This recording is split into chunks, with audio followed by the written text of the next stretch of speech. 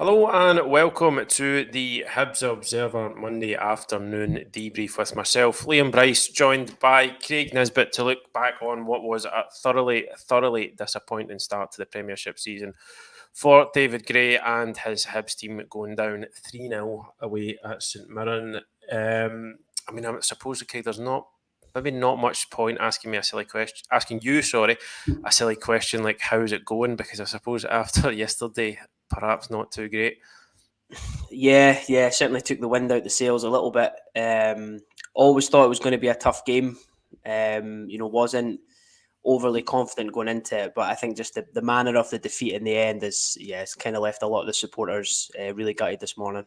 Yeah, and quite rightly so. I mean, a lot of Hibs fans away down to Paisley for the game, and then by the time that third goal went in, it was kind of most of them had started heading for the exits, if they hadn't already left by that point. But I just kind of say there's no really kind of other way to sum it up, I suppose, other than just kind of really disappointing start to the season. There was, I wouldn't. There was kind of tentative optimism. I would have thought maybe after the Premier Sports Cup games, and obviously we on here, and I think everybody can acknowledge that it was going to be a real step up in level, a real step up in test, coming up against a good side like St Mirren, who were, I mean. I think sometimes when the teams play these European games before, a couple of days before, you can either they'll feel the effects of that physically, maybe a wee bit mentally drained. But I mean, for St Mirren's case, it seemed as though it just sent them into the first league game of the season on a high, taking the lead shortly after half time, and then 2 goals in 2 minutes towards the end of the match just put it out of Hibs' reach. So, I mean, Craig, you were there, and then you dutifully rewatched the game for us. Craig does that so the rest of us don't have to. What are your sort of main takeaways from it? How do you try and sum up that resulting performance?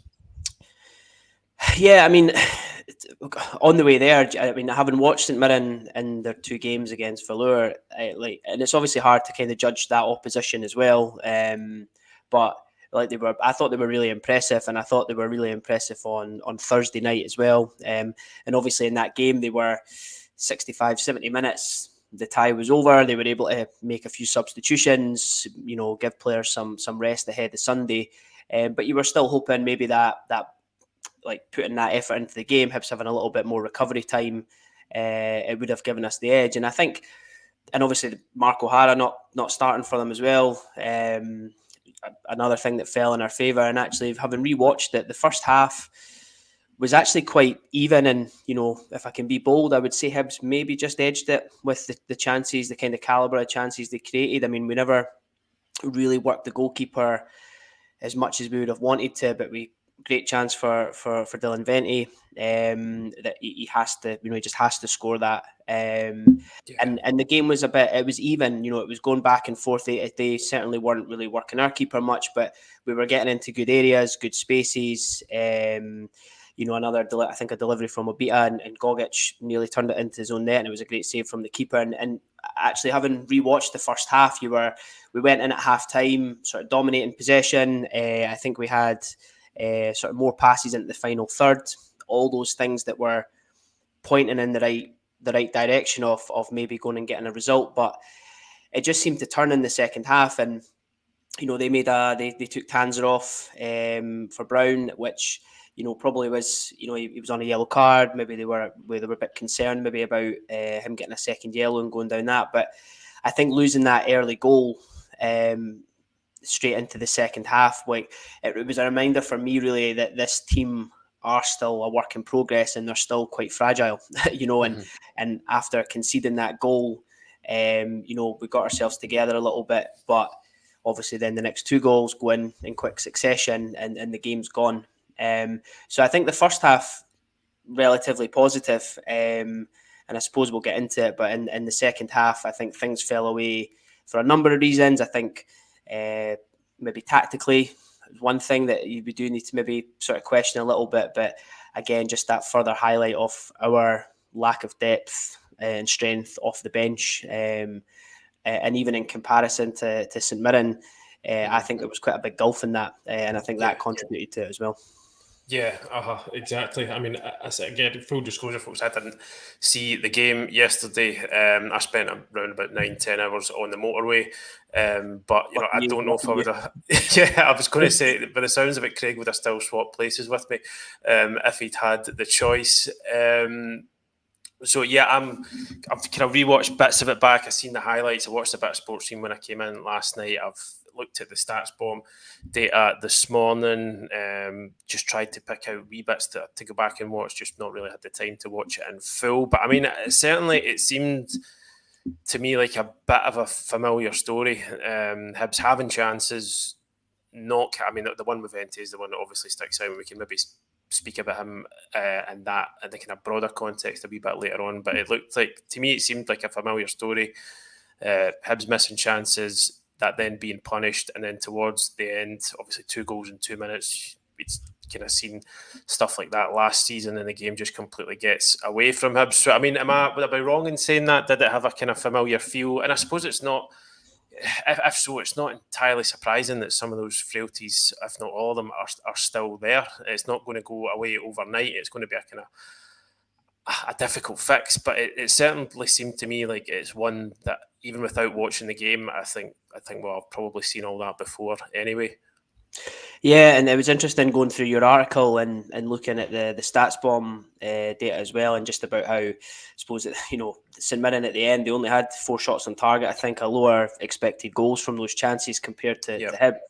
Hib. So in that case, it is how many times last season did we say we actually created some good opportunities? Our XG was high, but we haven't put them away.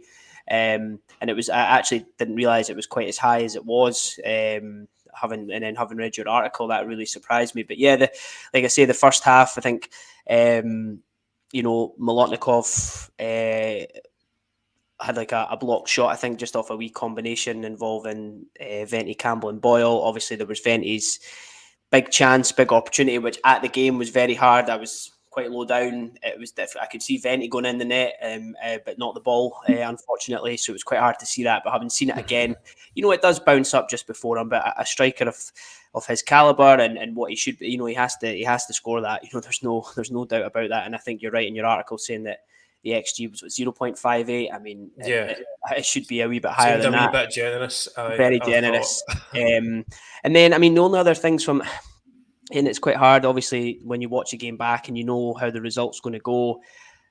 Like, I thought when we big change in how we play out from the back. Obviously, under Montgomery, we were, the centre half started on the 6 yard box, and we played out.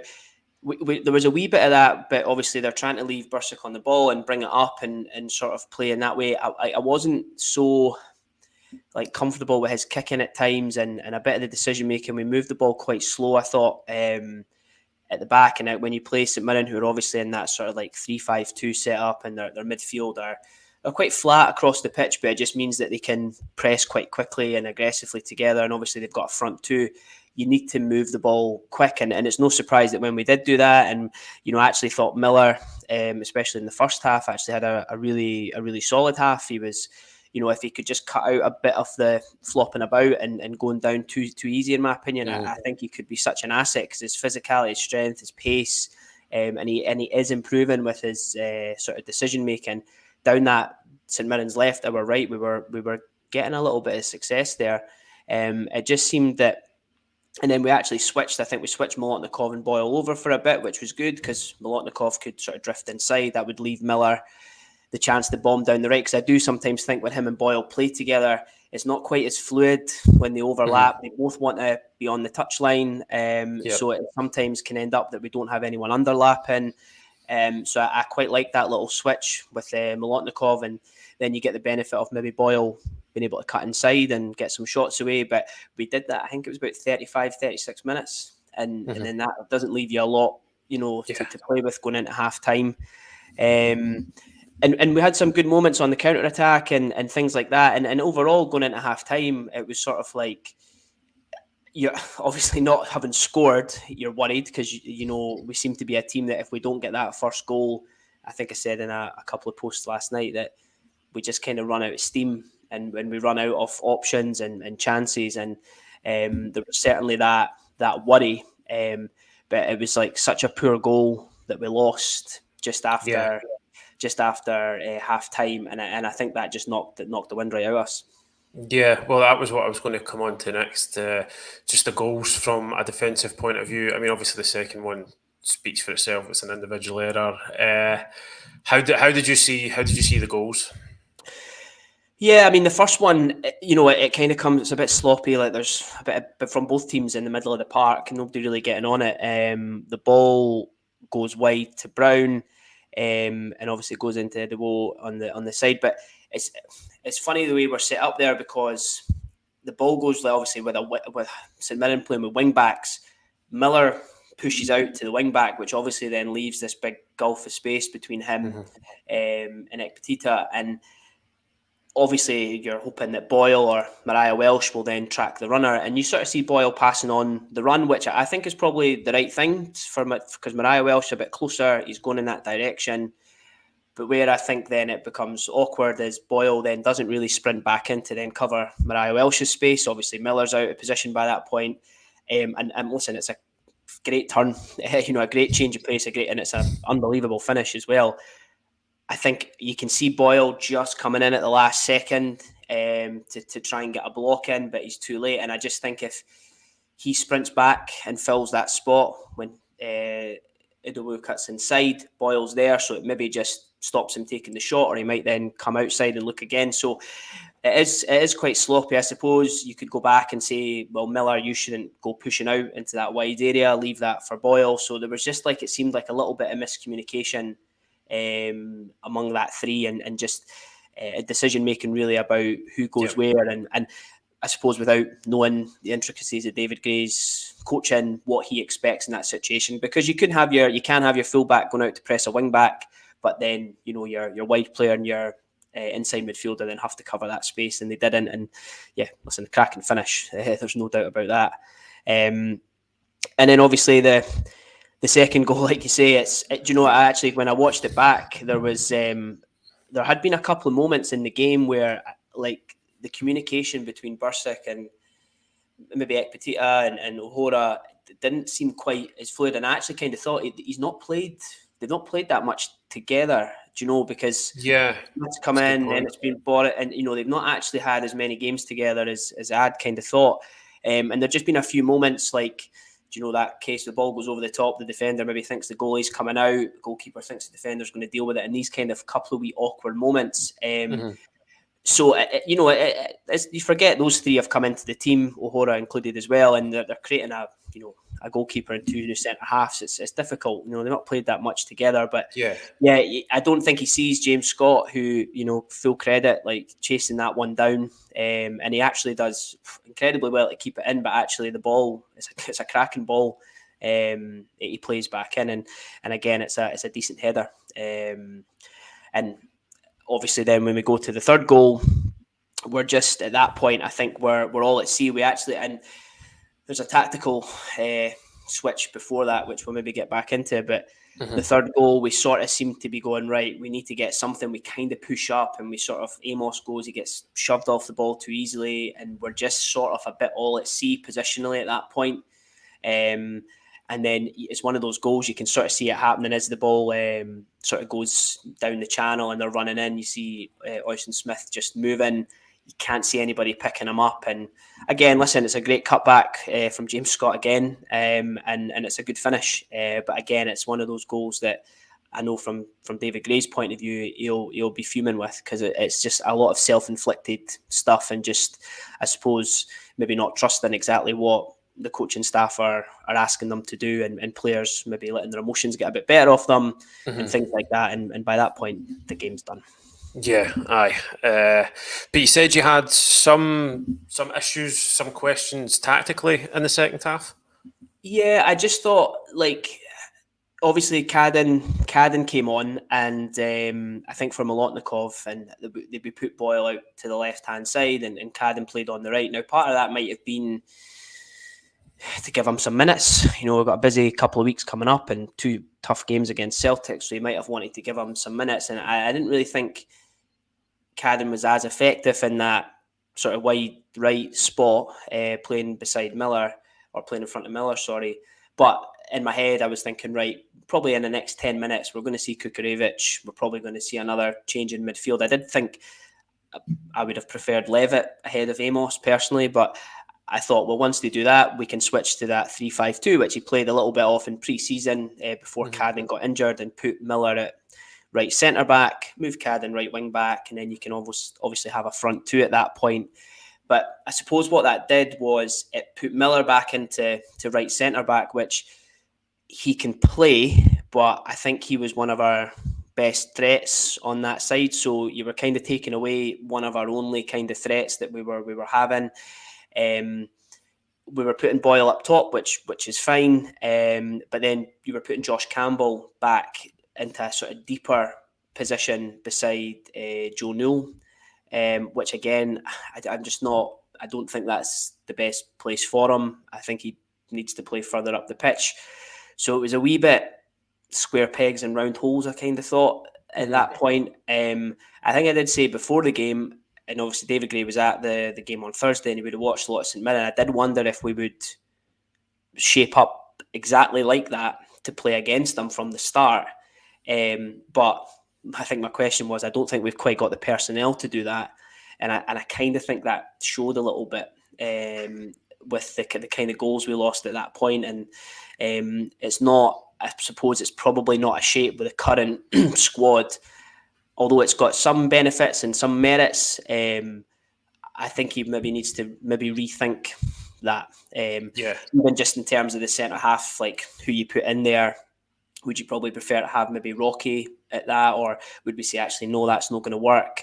But we need to keep Miller right wing back. There's just loads of questions from it, and I think just that I can see why they changed it the way they did. They maybe wanted two strikers up top to try and create something, and Kukarevic and Boyle together is a good combo. And we obviously had to take Venti off because he had sort of run his course, but I just didn't think that quite worked. And then obviously having made the changes to the shape, that's sort of then where we lost the 2 goals. Yeah. So I mean, just overall, does this seem like this result seem like a number of factors coming together? Because I think you've mentioned the lack of depth. You've mentioned maybe not quite having the personnel for the change in formation, and also maybe just hinting about a kind of lack still of cohesion, maybe in some guys who have come into the side, who have again only just arrived in the summer. Did it feel like a kind of perfect storm of issues all coming together at once to serve up that resulting performance? I think so. I think when you compare it to, obviously St Mirren, just as an example, I mean, they were like the subs they made, they obviously put Jayden Brown on, then they were able to put Michael Mandra and James Scott on. So, in terms of a front two, they still were able to press and put us under pressure as the game, and that was round about 60 minutes. So they were able to do that, and players that can still, in terms of the profile of player compared to the players they had on the pitch, they fulfill the same role. They fulfill, they do the same things. They chase down, they're powerful, they're strong. And then they're able to put, Ocean Smith off the bench, like coming in again. He's a box-to-box midfielder who's going to get forward. So you can just even see, and maybe fans will be a bit annoyed I'm comparing us to St Mirren, but like the fact is that's where they've stuck something out. They've got their way of playing, and they've recruited into that setup, and that's the type of players they're bringing in. And with David Gray's inherited like bits and pieces of different managers, different squads. And I think that's when, and he's trying to go, right, well, we need something to work. I need to try and get the best out of what I've got. And you can just see when games are, like, I think the subs there, probably highlighted that for me and just showed that, and we never really spoke about it there, but you look at Martin Boyle's chance as well, at 1-0, the ball goes, it's a long ball. I think it's maybe Taylor who mistimes the jump. It's, and it's like the most perfect. If you drop a Martin Boyle chance, it's perfect. He gets in front of the defender, he runs in at that angle, and you're just expecting him to kind of whip it across the keeper into the bottom corner or a bit of height into it. and it's a really poor finish, and he has really struggled. I think since he's come back, he seems to be getting sharper and things are getting better, but we can't afford our big players to not take those chances. And I think for a player like Martin Boyle, that is a really good chance. That is a big chance, vintage chance. And if you've got players who aren't in the top end of the pitch, who aren't performing, then at the other end, you've got new players coming in trying to strengthen a really weakened defence who have struggled over the last, like especially the last season, and especially goals in the last sort of 25 minutes of games. And you just look at us off the bench and the type of players we're putting on. Even, guys like Kukarevich has been fit like for most of last season, but hasn't had much game time. Amos has really struggled with his issues, fitness issues, and coming off as well, and coming on Cadden as well. So the guys that are being thrown in are sort of dealing with their own fitness issues as well at this point in the season. So it just seemed, when you throw all that in, plus the kind of lack of investment at the top end of the pitch, I would say, from a second striker, maybe a number 10, maybe an extra winger or two. I think that, coupled with just David Gray coming into that in the job and where the fans are at the moment, I think you see all those factors coming together for what ended up being a really poor result.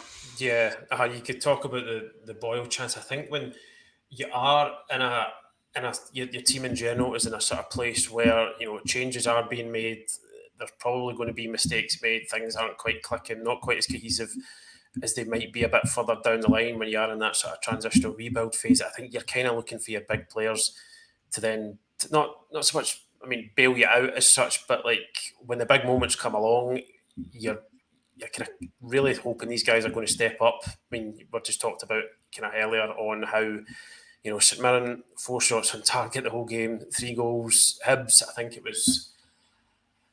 they were certainly well over double. I can't remember exactly. Well over double figures for overall shots. I think we were maybe 15, 16. Yeah, but only kind of 2 on target, and then you see the expected goals on top of that. Like it was kind of higher than I expected it to be. To put it that way. I suppose you can debate the numbers, the data if you like, but it was kind of certainly higher than I thought it was going to be. So you're just, when you're sort of a team that's a work in progress, so basically I think what I'm trying to say is you do need to make those moments count, and Hibs didn't do that. From what I've seen, just a kind of few comments coming in here. One from Ian Talker: we don't have personnel all over the park. It's difficult to have a plan B, and we are easy to play against because of that. Now, I feel like Hibs. There's been a lot of talk this summer, maybe from David Gray, from the players, about how one of the priorities is making this team harder to play against. It doesn't seem great that we're now after the first Premiership game of the season, and the verdict, at least from obviously one supporter there, is that this team were too hard to play against. Not too hard, too easy to play against. Did you get that feeling again yesterday? And maybe St Mirren didn't have to work as hard for the goals as they should have done. Did you see any elements to suggest that it might get better? It's difficult because I think, one of the changes we've obviously David Gray's tried to make in the shape, because we've played like that sort of variation of a 4-2-3-1 before, and under Lee Johnson, and at times that worked for us in sort of sometimes spectacular fashion, where we'd pull games out the bag and get we can say what we want about Johnson, which is probably a lot of negative stuff, but the play, like at times we pulled out big results and moments, but that shape eventually became, with the players that we had just didn't work, and that was one of the things that probably ended his tenure. I know Montgomery said it wasn't a 4-4-2, but I think it was for quite a long time. He tried to change it, and again, I don't think. At times there was benefits to that, but we never quite got the front pairing right, and there was injuries and things like Boyle not being fit, Venti not being fit, and Lafondra getting injured, and we never quite got a settled 2 there. And then he changed back so the shape. But I think one thing David Gray has done is he's tried to leave Newell as like a pivot player, deepest player, and encouraged Mariah Welsh or Levitt or Amos alongside Campbell to get further up and support the striker, get in and around the box, trying to create chances. where I'm going with this is that when you do that and you ask your fullbacks to also get forward and be in and around that, is that you've got to accept that then you're susceptible to counter-attacks and things that might make it a bit more difficult. So I think in the first half there, I think we pressed really aggressively and we had a couple of really good turnovers, which I really liked. And obviously that was us. We actually had quite a lot of the ball. You know, I was quite surprised in how much possession we actually had. So I think there was signs there that we are a bit more difficult to play against, I think, but it goes back to that round. I don't think the players are necessary, and it's nothing really about fitness and things like that, because I can imagine they've been worked. I know from Patrick's time there, they were worked hard and stuff. It's not a fitness thing, but at the moment, it's the with the amount of games they're playing, all these things you need players to come off the bench who can slot in and also work hard and know what they're doing. I just don't think we've quite got that balance yet. And you know, Gray tried to change it. He tried to have a plan B, which is right now I'm going to match them 3-5-2, and then we'll go toe to toe with them, and it just didn't work. But you know, I think he was. I can understand the reasoning behind it. I just think with the personnel and maybe the way the game had panned out, with Miller's kind of influence in the game and where we were going, it maybe would have been better to maybe stick to the shape that we were in, and go from there. But we need more bodies in, the right bodies in, because you know I don't think we can survive the rest of the season on just what we've got right now in the squad. Yeah, just on that note, Jerry Charlson crying out for a creative midfielder and a goal scorer. I mean, I suppose the hope will be is that Kukarevic, and possibly in tandem or in rotation with Dylan Vente, can now provide those goals. A creative midfielder, I would certainly agree with Jerry on that. I feel like you need another kind of creative presence in there. Again, I feel like obviously David Gray's putting a lot of faith in Josh Campbell, and I'm sure he's kind of always kind of showing. I feel like he can get himself, you know, goal contributions, but I just feel like you could do another option in there as well. So I suppose just on, we were going to come back to this from earlier on. Are you kind of concerned about Dylan Vente? Obviously, he started so well with that hat trick, but again, I think it was either with yourself or Matty who was on last week. I just still look at him as a guy who he just doesn't seem to have that confidence in himself at the moment. Yeah, listen, I agree with the comment. I think a creative midfielder is really important. Again, what it does is it just creates a bit more competition. And like for somebody like Josh Campbell, you know, let's say we've got this creative number 10 who's played and against St Mirren and we're 60 odd minutes and it's not quite worked out, and you know we've had chances. Then putting Josh Campbell on to give us a bit of grit and that press and that aggression for the last half an hour suddenly makes us, you know, like a much more dangerous squad, you know what I mean, to play against. Mm-hmm. I think that's where we're lacking, is the guys who are in the first 11. We've got a good first 11, right? It's not great, it's not, you know, it's not unbelievable, but it's a good solid first 11. But without competition for places and that, and like what I mean is realistic competition for places, because we know there's some players that aren't going to get any game time. They're not going to come off the bench. Realistic competition, then you will just get guys just running out of steam. And if they're having bad games or poor games, or they're struggling for whatever reason, then we can't make that change. So, and I think that's the classic thing for Vente at the moment. Like, I don't think he's going out to miss these chances. And I think you maybe said in your article, and it's like no solace to the fans, but we're getting the ball into the right areas and he's there. Like, he's in that right spot. But he just looks, I mean, some of the chances he's missed have I mean, it would be more difficult to miss them. Do you know what I mean? I think he had a couple, like obviously against Kelty, the one on Sunday. Yeah. I think even against Queen's Park as well, he had a few as well. And I think everybody's, like, he knocks his pan in. You can see that. He actually had some nice little bits of hold-up play on Sunday.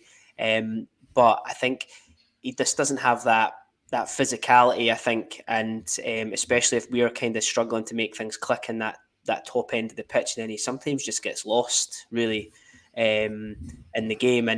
But to be fair, even when Kukarevic came on, I mean, I know at that point he came on and a few minutes later we conceded the second and the third, so I think, you know, the game was gone.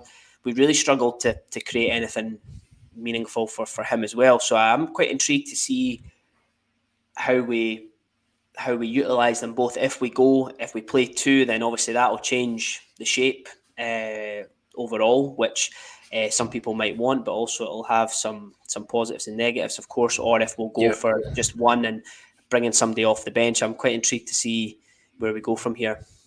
Yep. Well, immediately next weekend it's to Celtic and then Celtic again. So things aren't going to get any easier for Hibs. But I mean, it could be, if you want to try and put a positive spin on it, it could end up being, you know, a kind of spark to get the season going if you get a result in either of those games. So we'll need to see where it goes from there. But I think we're going to park that now. And just leave it there for today. I'm sure there's not too many Hibs fans who want to dwell on this result for any longer, Craig being one of them. But, you know, thank you as always for joining us, mate. Some really great insight. Thanks for your comments as well, folks. If you're watching us on YouTube, please do consider hitting the subscribe button to help us keep on growing that channel to bring you more of these videos. And we'll be back with another later this week. But until then, take care and we'll see you again very soon. Cheers. Thanks.